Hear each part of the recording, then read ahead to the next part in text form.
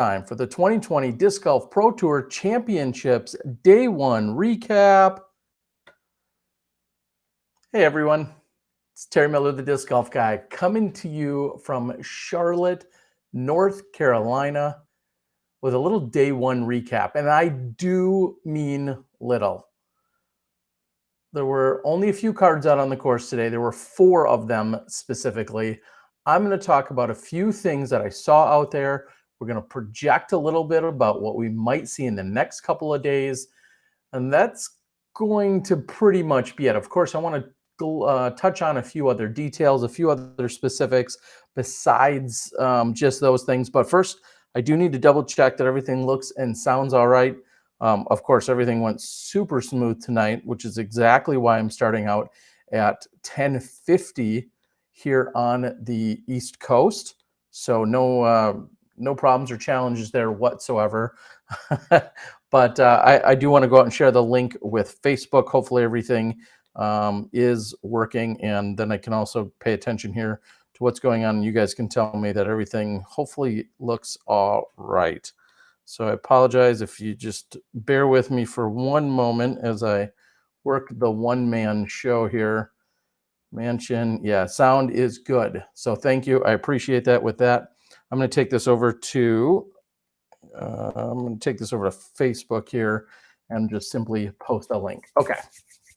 Now, hopefully everything is good to go there. I can now correctly give all my attention to the right places and the right things that are going on. Kind of a weird setup going on here tonight. So I'll be the first to admit things are, hopefully I'll be looking in the right places at the right times. Let's start with what this is. Some people were certainly confused last week, and that's fine. This will not show you actual footage. I will not have videos and other things to cut to. I created one graphic tonight. Actually, I stole 2 other graphics and then turned it into one, which I'm going to show you in a moment. I'm going to do that. I'm going to go out to UDisc and dig around a little bit on UDisc, not probably as much this weekend as I did last weekend at the WNC and the USDGC. This is not a shortened or abbreviated shot-by-shot show. This isn't showing you a ton of videos and clips and other things of that nature. This is me babbling and hopefully answering a few questions that you guys have with regard to what we saw out on the course today. Some of you saw it, some of you didn't. Of course, realizing that what was happening was the opening round of the Pro Tour Championships. So that's what was happening out there. All right. So I just want I want to do everything I can to set this up and manage expectations. Some people, believe it or not, said that I rambled on and on last week and found no value in being here. I'm cool with that. I'm good with that. I don't blame you. If you do find value, thanks. And if you don't, that's okay too. This isn't everyone's cup of tea. I mean, here I am in a green room at a microtel on a Thursday night talking about random disc golf stuff that was taking place. All right. I see more and more people jumping on, saying things look good, things sound good, and people saying hello. So the Frizax, yo, how you doing? Lexi says, hit the like buttons. That's awfully kind. I would appreciate that. Cody, I saw you out on the course today. It was great chatting with you. I know you and your wife are normally active chatters.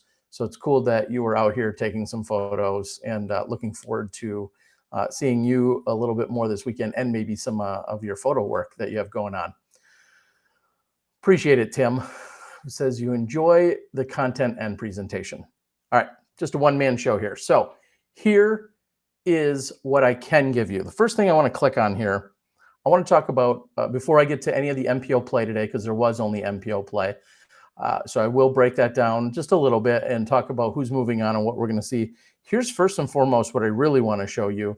Let's talk about the announcement this morning making the world know, or letting the world know, that Grip 6 is the presenting sponsor here of the championships. And with that, Not only do they have that fancy title, but I think they have this.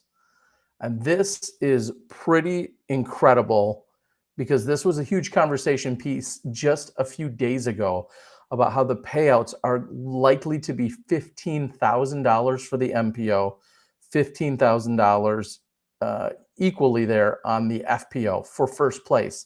However, Jeff Spring kind of let the cat out of the bag, telling me he expected those numbers to go up, and go up they did.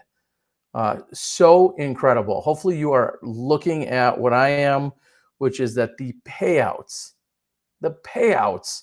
are $20,000 for first place here this weekend on both the MPO and the FPO side. As you see, second place, $10,000. Third place, $5,000. I know this is great. I'm reading you numbers on a screen. Fourth place, $3,000. Fifth, now that's the semis. I'm assuming every person within that made it to the semis, that will be an $1,800 payout for them. The quarterfinals, you see a little bit of then a very minor separation there, $1,300 per person and $1,150 on the FPO side, and then round one. So everyone that played today, now here's what's crazy.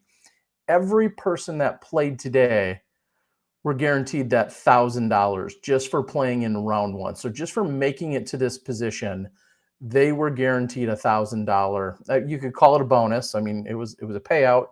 Call it what you will. Year-end, the year-end trophy prize. I don't know what you want to call it, but $1,000 basically just for showing up today. That's pretty incredible. So is my cherry limeade sparkling ice. 1 second. Not getting too rowdy. I haven't found the founders. I don't know what will happen the rest of the weekend, but just I cannot say enough as we look at that payout. Some of the largest payouts we've ever seen in disc golf, and not only that, or the largest payouts we've really seen in modern day disc golf, but then on top of it, the fact that it is so the parity there is with on the women's side is incredible. It's incredible. And I'm sorry. I am so sorry. I know there are a few of you. I'm going to leave this up for just another moment. I know there were a few people that were mad. They were mad because they said, well, there's so many less women and so much less competition. So how is that fair? How is that not sexist that we actually give them the same amount? And I don't want to get into that conversation. I hope it sounds silly at face value to you. We fight so hard for everything that we can to try and grow the women's side and to get more women into playing. And regardless, I just have to say, thanks to the Pro Tour, regardless of what is perceived viewership or the numbers that have maybe come in on the backside, in terms of viewership is one that comes mainly comes to mind for me.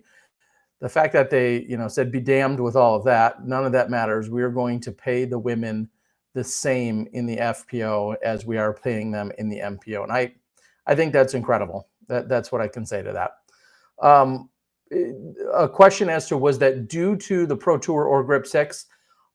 This payout levels being the same, that was a Pro Tour decision. I think that was happening regardless. I know Jeff Spring and the rest of the crew have really worked hard on just making that a reality in general. I don't think that necessarily had anything to do with the Grip 6 or any of the new sponsorship. Now, the bump in sponsorship, I'm going to go ahead and say, is probably large in part from Grip 6. But in terms of even last week or 2 weeks ago or whenever it was originally posted, and they said they were paying 15 for men and 15 for women, that was not a direct result of Grip 6. That was an initiative that was happening regardless of sponsorship, I guess is the best way I think I could word that.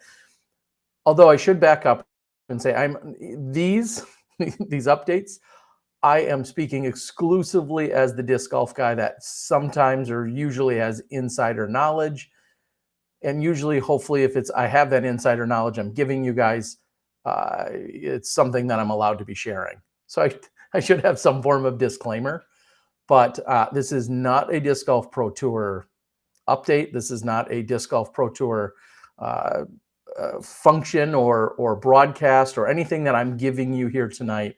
This is all exclusively within the realm of the disc golf guy. So take that as a disclaimer a little bit. There's things I certainly can and have been wrong on before. I hope to not be, but yes, with regards specifically to the payout structure was going to be equal on those top few spots, regardless of the sponsorship that was available or being there. So hopefully that answers your question there. Yes, great move by Grip 6 to get involved, and all of the tour partners that are involved with this event. And then, of course, that's going to translate into being involved with the ESPN2 recognition and sponsorship and things of that nature as well. So all of those things really coming together. And I'm just going to throw this out there quickly. I, like some others, may say, well, what good is it something like ESPN2 do us, since we're moving into other streams and other ways to deliver media and content, and things like an ESPN2 shouldn't be nearly as important to us as it was, or the CBS maybe, as it would have been, say, 10 or 20 years ago. And I understand that perspective. On any given day, I could make that argument, I feel like, as well. But what I will say is, when you have an ESPN2 and you're working with them, these other sponsors and the people that are watching it, I think that helps make the sponsorship a little more lucrative and appealing, because you're not just selling it for the sake of the disc golfers seeing the disc golf coverage.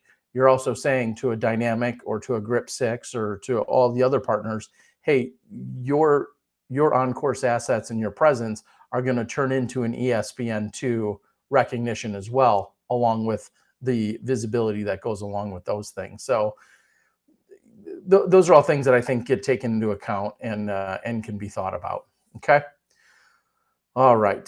Tim says, I've been a TD off and on since '78 and a major FPO and supporter, and appreciate all the efforts to promote the ladies disc golf. I totally agree. And I think that is awesome. So thank you, Tim. So here's what we're going to do. I'm going to just quickly sidetrack over now and take a look at what we saw on the course today.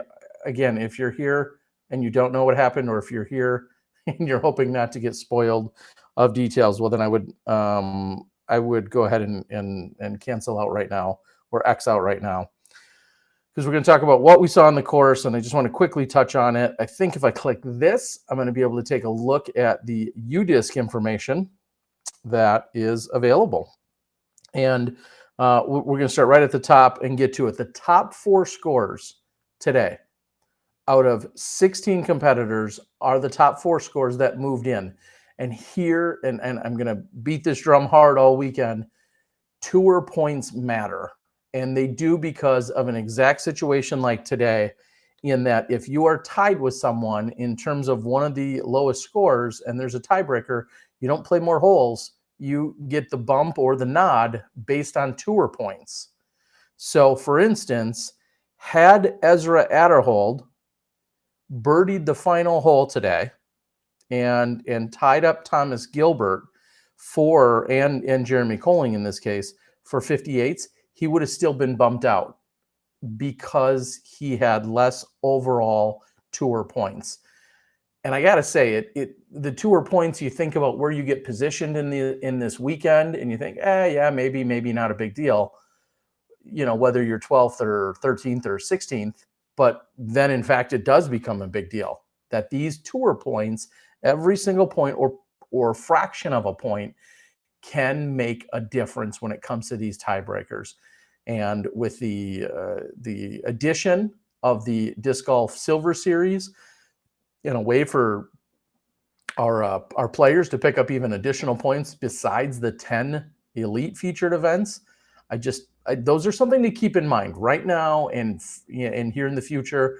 As long as any of this format is part of the event, just know that those 2 are points. I love that they're important, because somebody may skip out of an event or may not be too worried about points, but literally every point matters. Okay. So Eric Oakley today, hot round. As you can see, he had the only bogey, which is pretty crazy.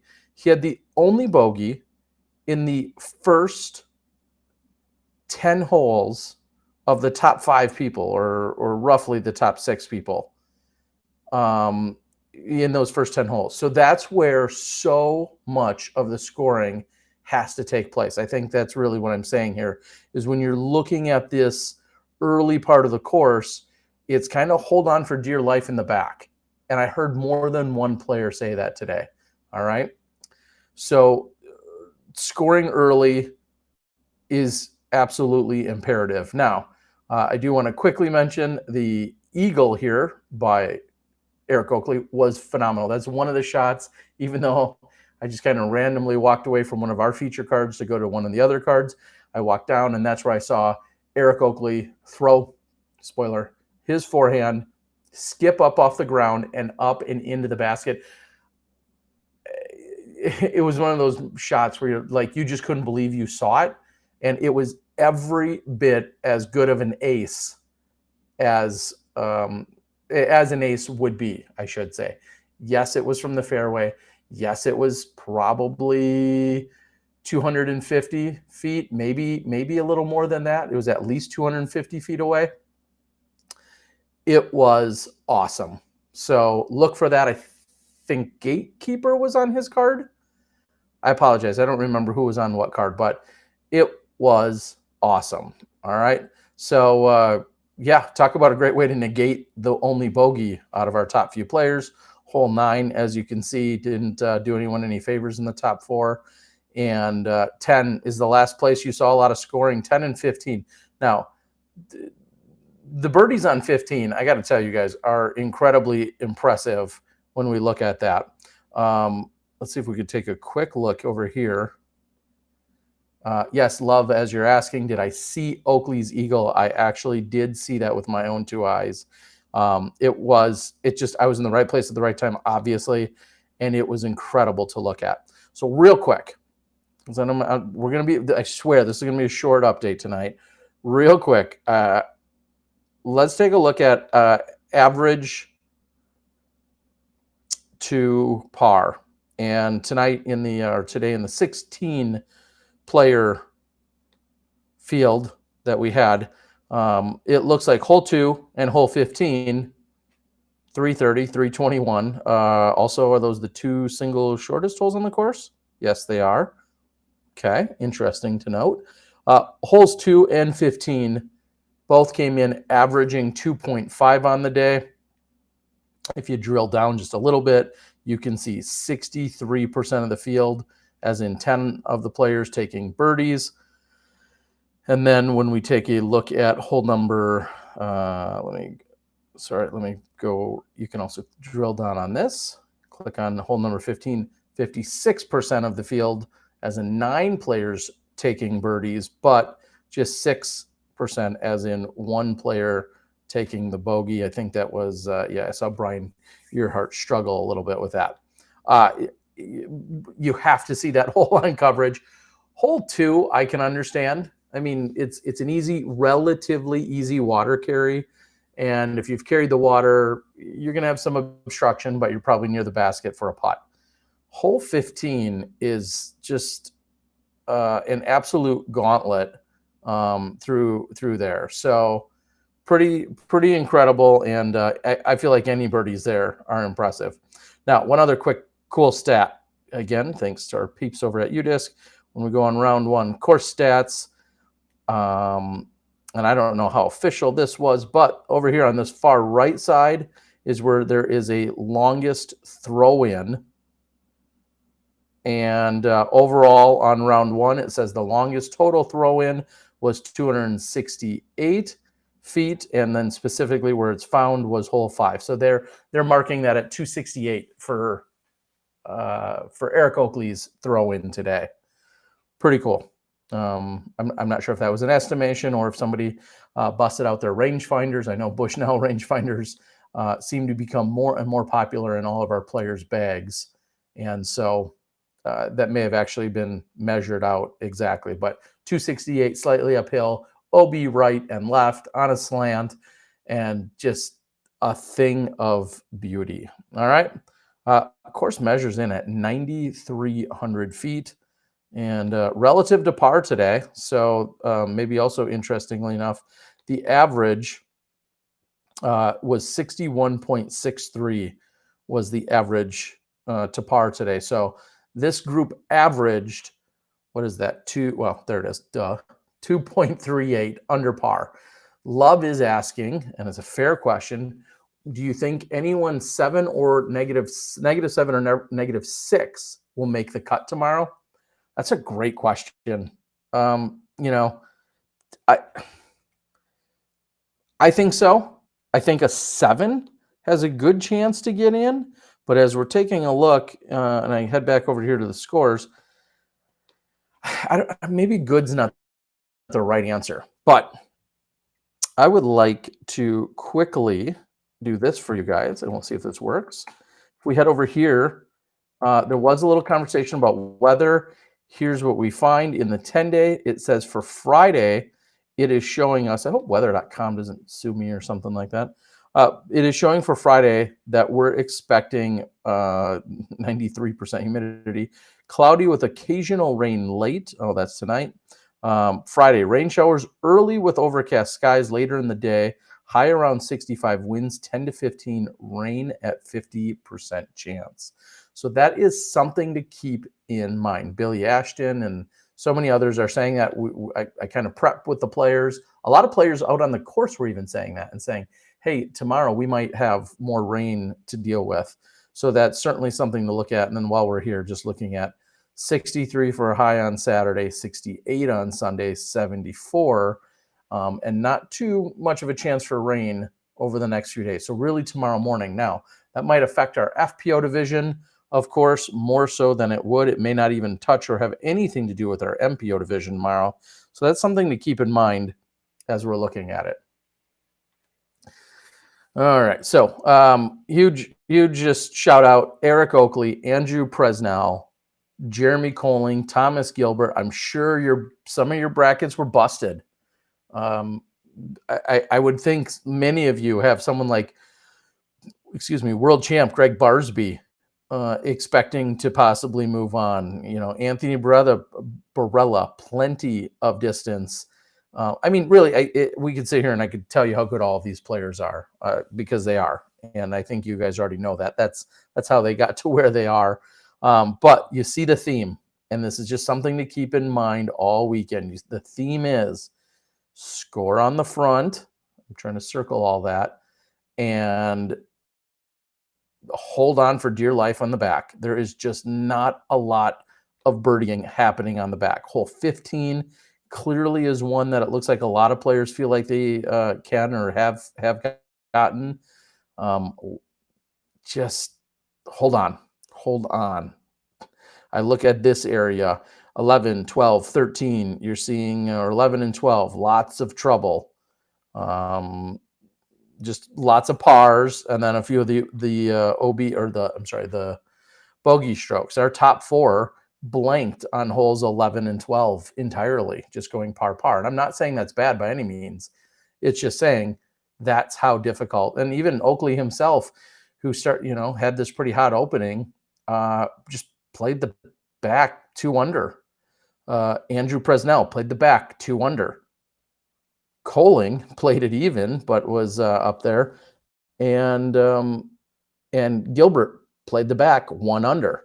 Those, I think, are crucial things to be thinking about as someone's rounding, because they're going to be pressing and they're going to be trying to maybe do things to get themselves caught up. All right. So let's take a quick look at. Let's take a quick look. I'm looking at the board at the FPO action we're going to see tomorrow in just 9 hours. Vanessa Van Dyken, Courtney Cannon, Paige Shue, who we haven't seen a ton of in recent events, and Deanne Carey all making it in for that 9 o'clock. Again, top 4 advance thanks to UDisc. You're always seeing that cut line move and shift throughout the day. It's incredible. And then people like Holly Finley, who really gets excited about playing woodsy golf. She says in the past there's tournaments and events and courses she just flat out doesn't go to because she loves playing woods golf. She lives up in my neck of the woods, so to speak, in Wisconsin, where we've got good mix of woods and a little bit of open, and just wooded golf is her thing. And this is her style of golf that she enjoys. Question is, does enjoying it translate into performing well? Rebecca Cox, Ellen Widboom, and Lisa Fakis at that 9:30. And then Missy Gannon, Jessica Weiss, Kona Starpanis, and Heather Young.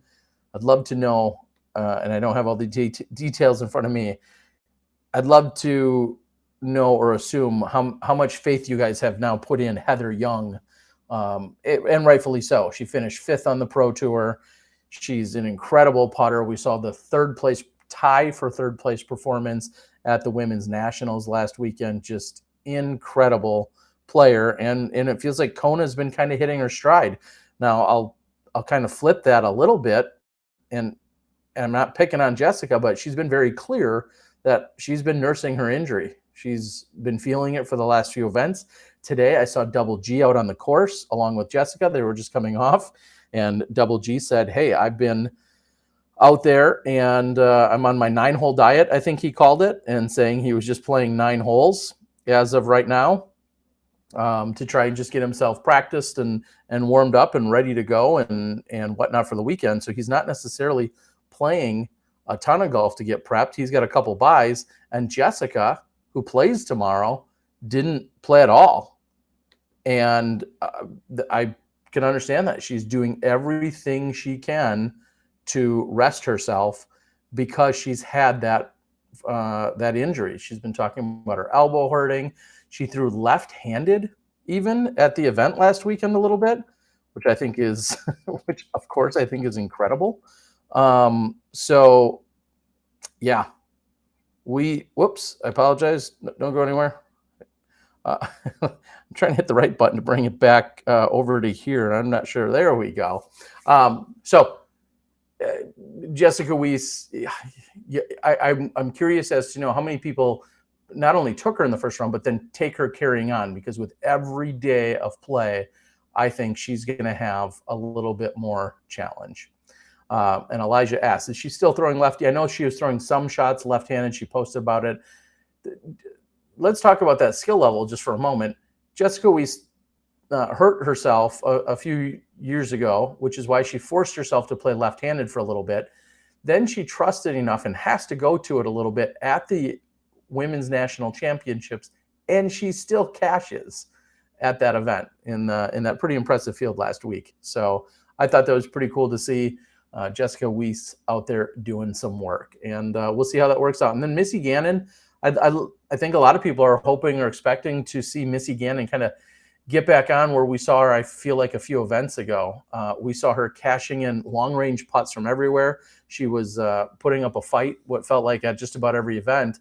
And the last few weekends, we haven't seen her. I mean, it's late season. Things are rolling on. Things are getting a little tiresome.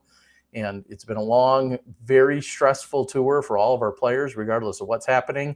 And we'll see if Missy Gannon can maybe break back out of that funk. Now, of course, if you took a look at it, the other 4 women will not have to play into the next round. So they take another day. They're just hanging out, sitting around waiting to see which 4 women will come up and join them tomorrow. So super, super excited to see it, and looking forward to it. All right, guys, I'm going to take a quick look at, I feel like I've covered a lot of the details, except for the other major news, of course, Simon Lizotte yesterday saying that he was not going to participate. His car was backed into, and he's gone through a few other frustrations here recently, talking about how he hasn't been playing well, and he's been a little bit injured and didn't want to fully maybe, I don't want to say he didn't want to own up to it. I don't think he wanted to admit it to himself, just how injured that he was at the time. So those are all things that factored into it. So Simon Lizotte, I don't want to say disappearing early. That's not a good way to put it, but calling it early for himself. I know he just kind of felt like those were all the signs and the signals that you're just going to pack it up and call it now. So maybe Mo or someone can clarify with me. I don't know if all the Grip 6 choices have been officially public. I know you can still make I think you can still make the FPO choices until sometime, maybe super early tomorrow morning, or maybe it's already tonight. I've already got mine done. So that's why I don't know off the top of my head for sure. But hopefully you guys are going out there and you are getting it in. Okay, fill out your FPO DGPT championship bracket with Grip 6. It breaks it all down, and the brackets lock in 10 hours. So do the math, and if you're watching this late, I can't help you, whatever that means. 10, it says 10 hours is when the brackets will lock. All right. The 4 women, also I should clarify, the 4 women that have the bye to the next round already for the semis include Paige Pierce, Katrina Allen, Sarah Hokum, and Haley King. If you follow any FPO golf, you're probably not surprised by any of that. That's how they finished out. That's how they had finished out. So, and I'm taking a look at I'm looking at my numbers here from today. I'm in a tie. Not too bad. I'm in a tie for 3,449th place.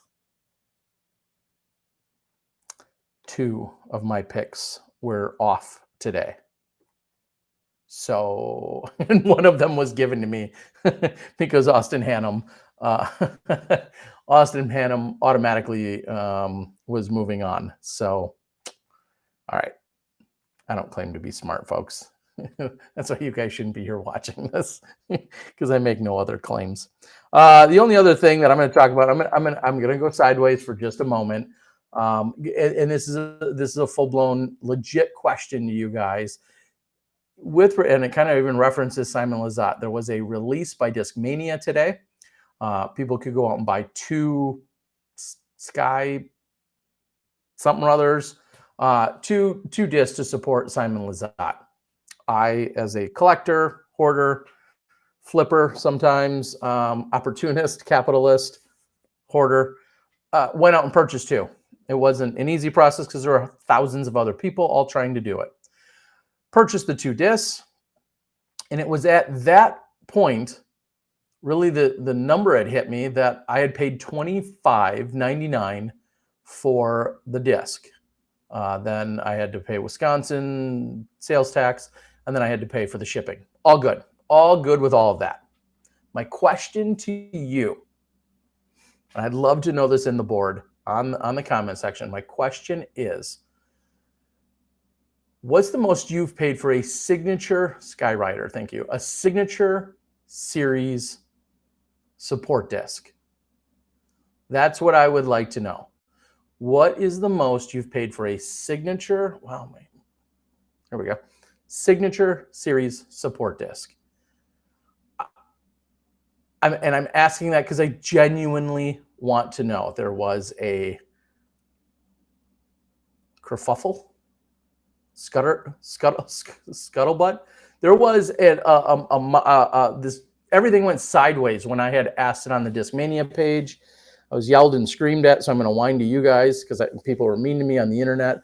But in all seriousness, I just really want to know what. Okay, thank you, Ryan. Perfect. How did no one answer that question within that group then? He's telling me that the Night Shrike 3s to support Nate Perkins were the same price a couple of weeks ago. They were $25.99. Why did no one on that page, on that very specific page, use that as my example or use that as their example or answer? I know I didn't get any. I wasn't around that day. So otherwise I would have known that. Thank you. Thank you, Elijah. And thank you, Ryan. trailer white. You know, where did you pay? Let me be very clear. The question I was asking, and I'm asking here, I should clarify, is where on a manufacturer website, what is the most that you've ever paid? Now, I understand somebody bought the Skyrider today, and next week, I think somebody already said there's one at $150 on eBay. I'm not saying what would you pay. I'm saying what is the highest you've ever paid on a manufacturer site. If you went and bought a Page Pierce Fierce from Discraft, what was the highest price? If you bought a Calvin Heimberg Destroyer, what was the highest price you've ever seen? So when you say 30 for a Greg Barsby Eagle, I'm guessing you either got it from a local store that was reselling them or from Facebook or some other place. You didn't go to proshop.innovadisc.com to get it for 30. So that's why I was genuinely curious. Joe says he paid 18 for a Sonic. I understand. Again, I'm not second guessing the purpose or the amount or who they're going to and how much.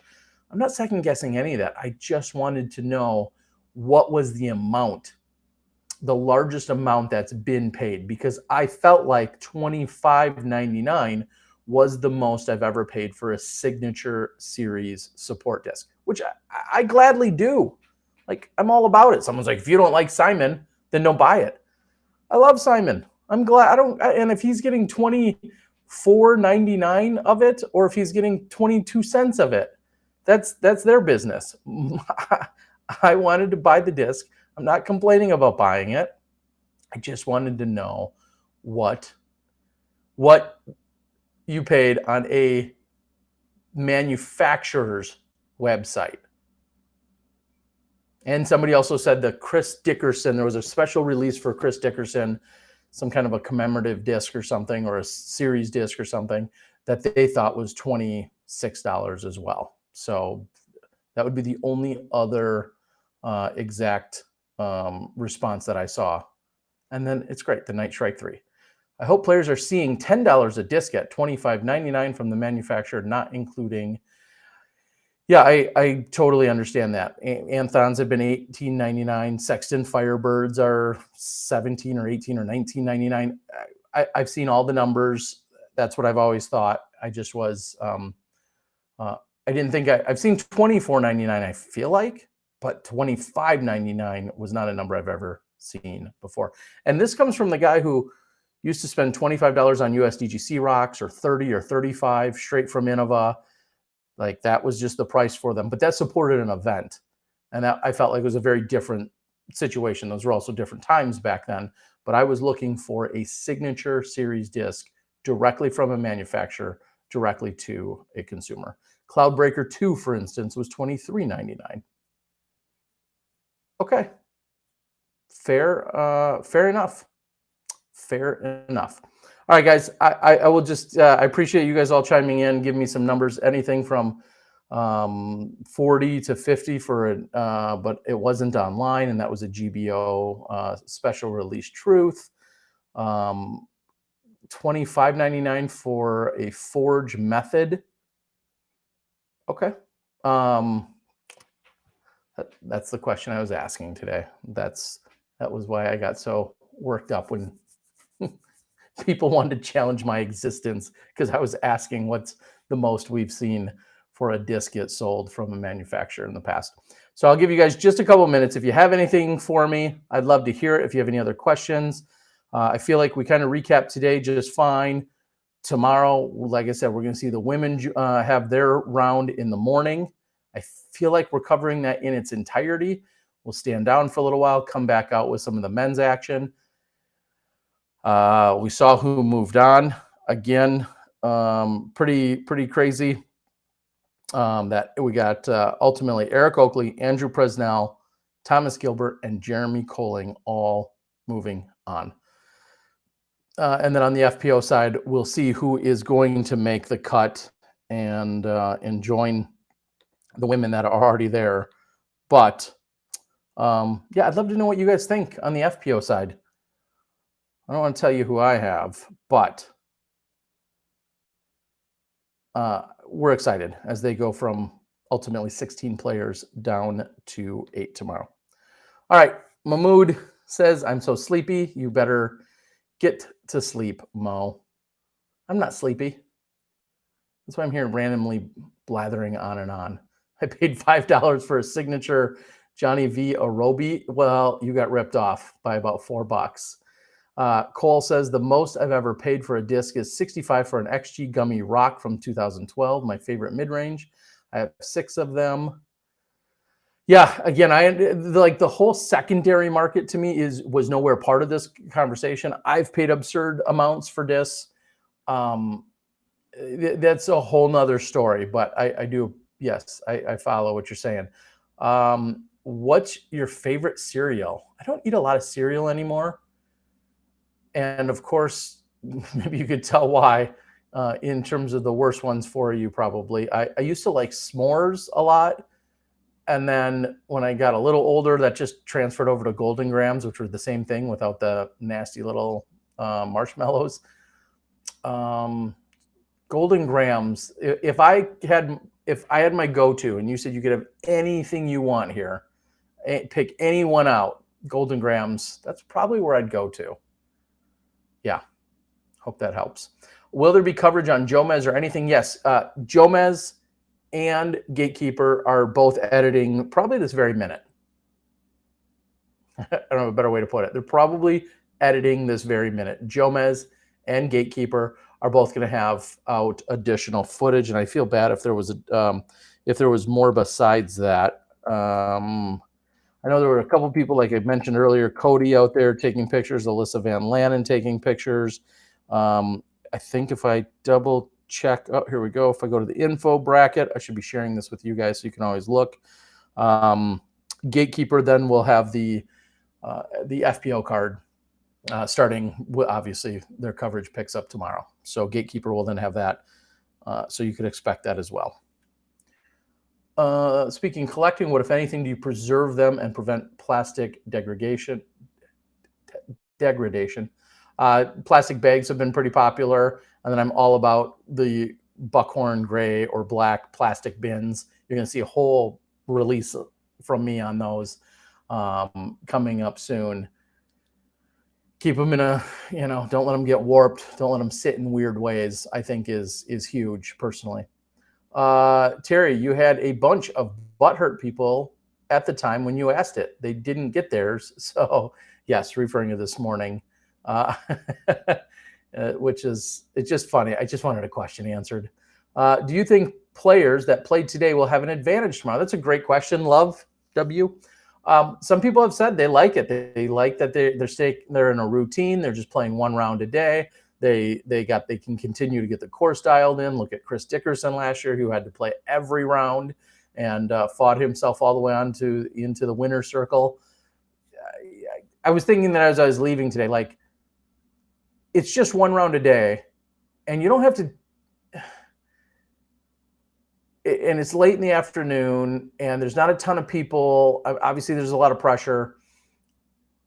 I feel like with a few of the new changes, you're probably getting good reps in. And the fact that you're just playing one round, yeah, it depends on how you are physically and mentally strained right now yourself. If you're ready to be off the tour, you're mentally exhausted, and you just got off of a crazy USDGC and all these other things, maybe you don't love that. Again, I think a lot of the physicality comes into the individuals as well. When I think of specifically a Jessica Weiss, she just keeps coming to mind as someone who would like to play as little golf as possible at the moment. Billy says, I took Heather Young, Holly Finley, Ellen Widboom, and Lisa Fakis. Naturally, all great picks. You might have had 3 out of the 4 that I did, Billy. Yes, this is saying Widboom looked good in the skins match. Jason said Golden Grams. I knew there was a connection. Well, I'm glad. Yeah. Sidearm will do well. That's a good pick, we're saying. Yeah, I mean, and then you look at Heather Young, who's left-handed already. and then she's a phenomenal putter. So I don't know what you can really say to that.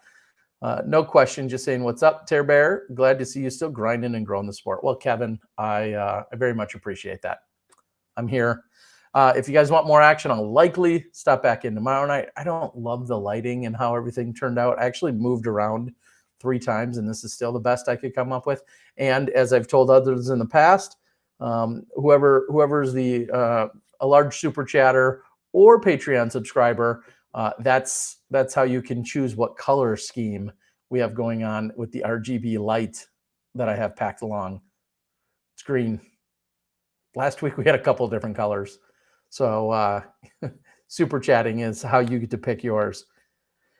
Cody says, plus Holly has the win from Carolina Clash 2 weekends ago at Hornets Nest. She's confident, I'm sure. Yeah, there's no doubt. And then it's funny because she went on to also win at Music City. Now, I didn't see the coverage, but my understanding would be that wasn't incredibly wooded. But it was also her, she's from Tennessee. She has roots there. I think her brother caddied for her and hung out with her for the weekend. So it's interesting to see. I mean, she went and performed well there, obviously, and beat, I think the highest rated woman there was Katrina, and she took down Katrina. So really doing well right now here at the end of the year. Microtel for the W. I got to say, their internet's amazing. I have been very impressed with that. All right, guys. You've done enough. See you tomorrow. Get some sleep. Good call. I like that. That's a great sign off. I would like to thank you guys for joining me.